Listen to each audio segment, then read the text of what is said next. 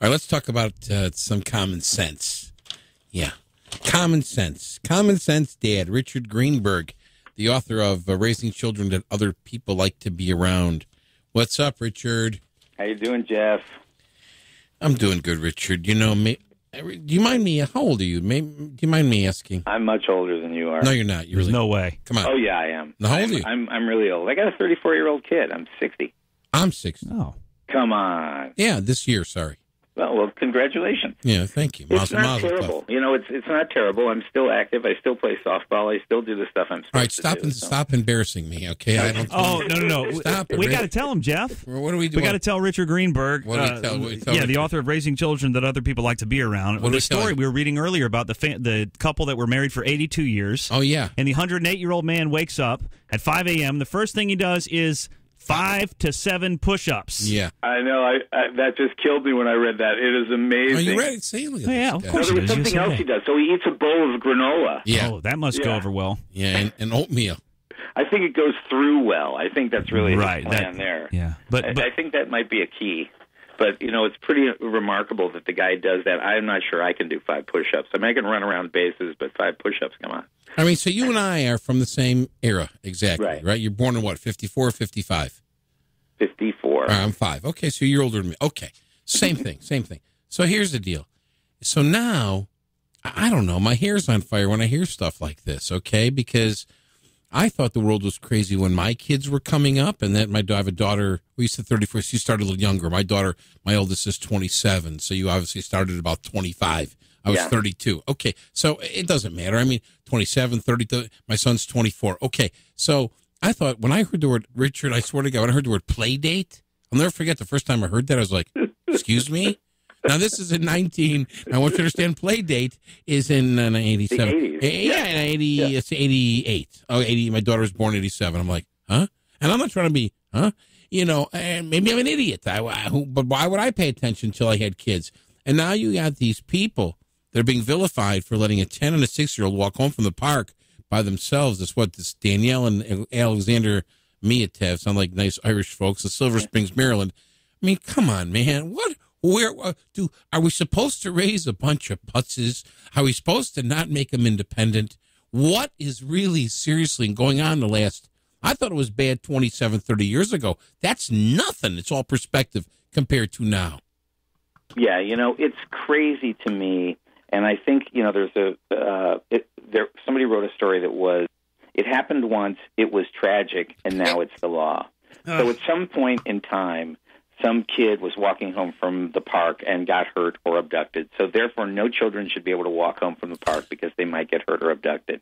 And, you know, we had in our childhood this common sense that was, most of the time that doesn't happen. You need to learn how to be independent. You should be able to walk home from the park on your own because it's a lesson you learn. I rode my bike to Little League practice. It was 2 miles we all to did. the park, and I rode my bike back, and it was like I left the house in the morning, and I said, I'll see you guys later, and then I was home by sundown or I came home for lunch. Whatever it wasn't like my parents were all up in my business all the time.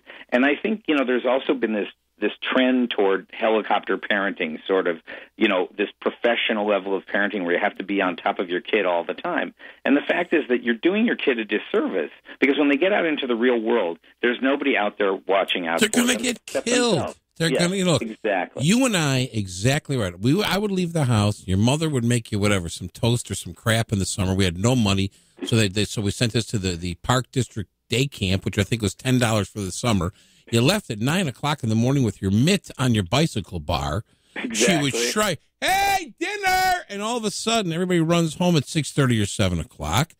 I mean, come on. I mean, you went to the park, you played caroms. Or whatever the hell you did. There were kids at the park who were mean to you, and there were kids at the park who you played with. That's right. Nobody went to them and said, your child's bullying my child, and this is a big problem. You just learned how to deal with that stuff, unless it really got out of hand. Obviously, I'm not advocating bullying. But, you know, it's important for the child's self-worth to establish their own ability to solve these problems. It's a small version of what happens when they get into the workforce, because when they get into the workforce, nobody's there to protect them, and they need to know how to overcome adversity. It's the first thing a good person knows how to do is deal with being told no. Deal with not winning the game. Deal with not getting first place in the race. Yeah. These are the things that we need to teach our children, not because we want them to be losers, but because in life these things happen all the time. And that's just the way it is. And so, to have, and I hate to sort of sound a little bit anti-government. No, but the bottom line is to have the government try and tell me that my kids can't walk home from the park is such a slippery slope in terms of what it is that I'm having locally legislated on my behalf. Because my kids can walk home from the park, and I trust that they're capable of doing that. And I'm hopeful that the judge in this case says, this is the most absurd case I've ever heard of in my life. Child Protective Services, why don't you devote your time to kids who are being abused as opposed to kids who are being taught how to be independent?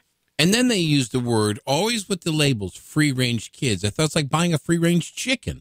Okay, well, I mean, a free-range kid. How about my kid just walks home from the friggin' park by himself because I give him a little independence and I raise him like a human being? What is the free range? And everything's with the label for crying out. He's a free range, or the key latch child. Your mom and dad work. Okay. Everything's got to have a label.